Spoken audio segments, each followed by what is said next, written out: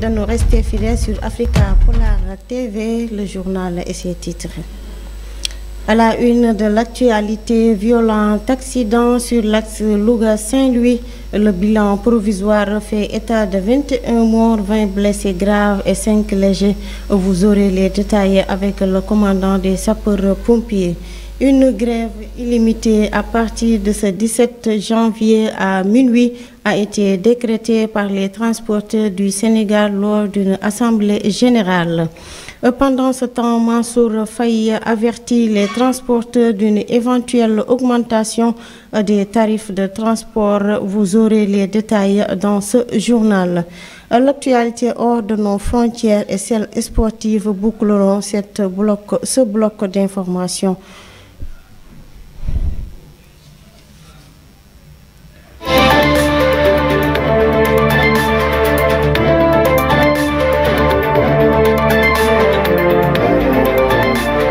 Bienvenue, nous démarrons cette édition après le tragique accident de Sikilo. Il y a une semaine, le Sénégal s'est réveillé encore avec un nouveau drame sur la route Louga-Saint-Louis. Un violent accident s'est produit à hauteur de Ngensar-Louga et a fait au total 44 victimes, dont 20 blessés graves, 5 blessés légers et 19 corps sans vie. Ces derniers sont décédés sur le coup, confirme le commandant des sapeurs-pompiers au micro de nos confrères de Sénéweb. Nous l'écoutons. Léger et malheureusement 20 corps sans vie. Maintenant, l'ensemble des blessés et des corps sans vie ont été évacués à l'hôpital régional de Louga et à l'hôpital régional donc de Saint-Louis. On a eu à engager pour la gestion de l'intervention 6 ambulances sapeurs-pompiers, 08 ambulances civiles, un fourgon pompe-code et un VSR. Parce qu'il y a de ces victimes qui étaient incarcérées au niveau donc, des 2 cabines. De la cabine du camion comme de la cabine donc, du Ndiagandiaye. Donc les désincarcérations ont été effectuées très rapidement. Les victimes tous évacuées au niveau donc, de l'hôpital régional donc, de Louga. On a eu à travailler avec la Légion de gendarmerie Nord qui ont eu à sécuriser, à établir une large périmètre donc, de sécurité qui nous a permis quand même de travailler tranquillement. Donc les autorités aussi se sont très rapidement donc, présentées. Le ministre du Transport est rapidement venu, le gouverneur de Louga, le procureur de Louga et le commandant donc, de la Légion Nord. Monsieur le ministre, de manière résumée, c'est ça donc la situation actuelle présentement au niveau donc, de l'intervention. Contre le gouvernement après les mesures prises par le Conseil interministériel contre l'insécurité routière. Ainsi, ils ont décrété une grève illimitée à partir du mardi 17 janvier 2022 à l'issue d'une assemblée générale ce samedi. À partir de cette date, nous voulons qu'aucune voiture de transport de marchandises ou de transport en commun ne se mette sur la route, a fait savoir Alassane Ndoye. Pour rappel, le gouvernement a annoncé mardi dernier de nouvelles mesures pour lutter contre l'insécurité routière, dont une interdiction de voyage nocturne en bus et de l'importation de pneus d'occasion après l'accident de Kaffrine qui a fait 41 morts. Pour clore ce chapitre avec le ministre des Transports terrestres contre Séville, comme annoncé, l'association de financement des transports urbains de Dakar, AFTU, augmente les tarifs du transport urbain. Dans un communiqué, Mansour Faye a rappelé que les tarifs des transports publics routiers de personnes sont fixés par le décret numéro 2009-20 du 22 janvier 2009. Écoutons à ce propos le ministre des Transports Mansour Faye au micro de Africa Polar TV. Le Sénégal avait mis en place une politique de subvention des prix. Mais aujourd'hui, les cours mondiaux, surtout niveau pétrole, nous amènent à reconsidérer cette subvention. Et cela va se traduire avec l'augmentation des prix du carburant, mais aussi les prix au niveau de l'énergie. Mais le chef de l'État, dans sa magnanimité, a prévu d'accompagner les couches vulnérables. La tranche sociale pour l'énergie ne sera pas touchée. Les ménages de la tranche sociale seront épargnés. C'est les autres tranches qui seront impactées par effectivement l'ajustement de ces prix.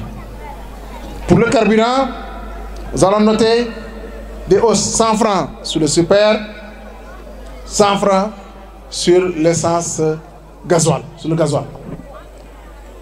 Des mesures de subvention, effectivement, pour que les prix ne soient pas impactés, ces mesures seront prises pour accompagner les acteurs.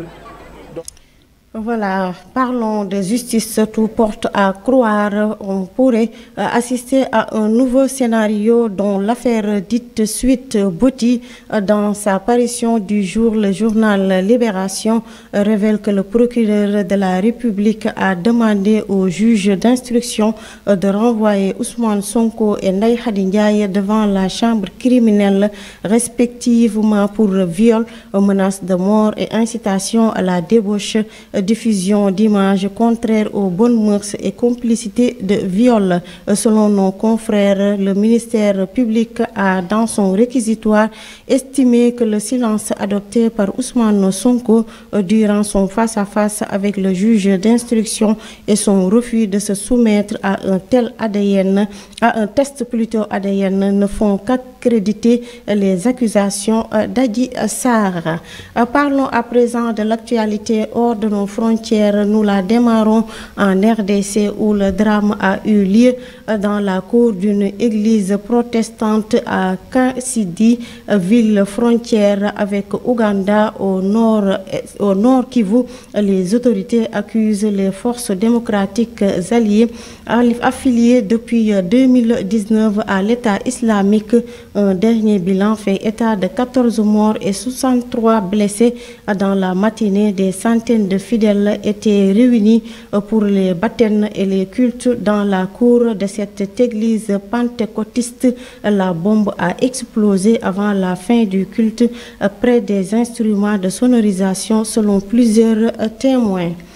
Et puis, depuis son interpellation en 2017 avec son épouse, Jonathan Djifroy a livré beaucoup d'informations aux enquêteurs sur son parcours au sein de l'organisation État islamique, mais aussi sur les projets de l'organisation terroriste converti à l'islam en 2007. Jonathan Djifroy s'est rapidement radicalisé.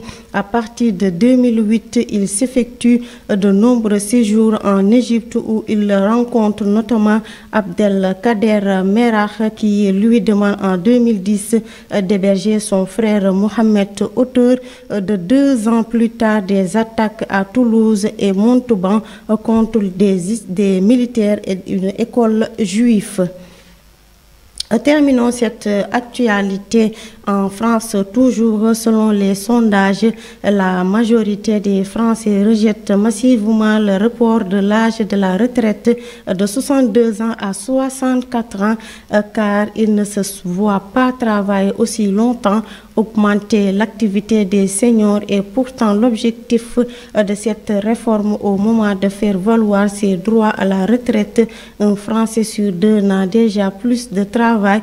Le taux d'emploi des salariés de 60 ans à 64 ans est de 35% en France, l'un des plus faibles en Europe. Dans cette classe d'âge, 55% des Britanniques, 60% des Allemands et 70% des Suédois sont encore en activité. Le gouvernement assure que ce taux va remonter mécaniquement à 41% dès 2030. À présent, passons à l'actualité sportive, c'est juste après ceci.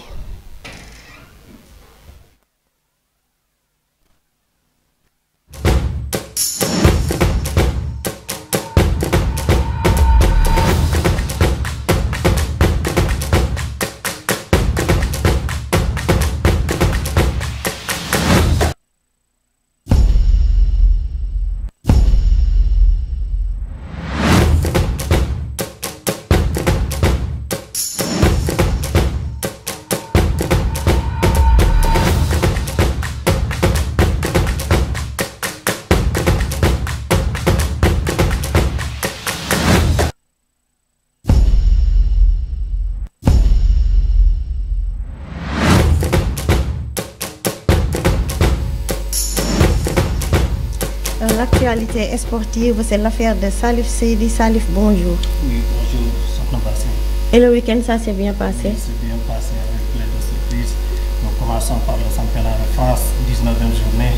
Lille a battu Troyes 5 buts à 1. Reims a battu Nice 1 but à 0. Montpellier a perdu sur son terrain avec Nantes 3 buts à 0. Angers et Clermont 2 buts à 1. Toulouse, Brest 1 but partout. Monaco a battu Ajaccio sur une large victoire 7 buts à 1. Donc Rennes a la surprise du journée, 19e journée. Rennes a battu Paris Saint-Germain 1 but à 1. Lens a battu Auxerre 1 but à 1. Nous girons sur le championnat Espagne, Liga. Donc 16e journée. Valladolid a perdu sur son terrain face à Rayo Vallecano 1 but à 0. Celta Vigo et Villarreal 1 but partout. Girona a battu FC Séville 2 buts à 1. Osasuna a battu Mallorca 1 but à 0. Real Sociedad a battu Athletic Bilbao 3 buts à 1. Getafe a battu Espanyol Barcelone 2 buts à 1. Almeria, Atlético Madrid 1 but partout. Pour la finale de la Super Coupe d'Espagne hier, le FC Barcelone a battu le Real Madrid sur le score de 3 buts à 1. Girons en Angleterre, 20e journée. Aston Villa a battu Leeds United 2 buts à 1. Manchester United a battu Manchester City 2 buts à 1. Brighton a battu Liverpool 3 buts à 0. Everton est perdu sur son terrain par Southampton 2 buts à 1. Nottingham Forest a battu Leicester 2 buts à 0. Wolverhampton a battu West Ham 1 but à 0. Brentford a battu Bournemouth 2 buts à 0. Chelsea a battu Crystal Palace 1 but à 0. Newcastle a battu Fulham 1 but à 0. Donc Tottenham a perdu sur son terrain contre Arsenal 2 buts à 0. Nous girons à la Série A italienne. Naples a battu 5 buts à 1. La Juventus de Turin Clermont a battu Monza 3 buts à 2. Leeds et Milan AC 2 buts partout. Inter de Milan a battu Verona 1 but à 0. Lazio de Rome a battu Sassuolo 2 buts à 0. Torino et Bologne. Bologne a battu Torino 1 but à 0. Atlanta Bergame a battu Salernitana 8 buts à 2. Donc Lazio de Rome a battu Fiorentina 2 buts à 0. C'était pour les sports. Merci Salif Seydi pour cette actualité sportive qui met fin à cette édition. Un grand merci à toute l'équipe technique et celle de la rédaction. Et par ma voix, Africa Polar TV présente ses sincères condoléances aux familles des victimes de l'accident à Nguyen Sarr qui s'est produit ce matin vers 5 h du matin entre un Diagandia et un camion, et un prompt rétablissement également aux blessés. D'ici là, portez-vous bien.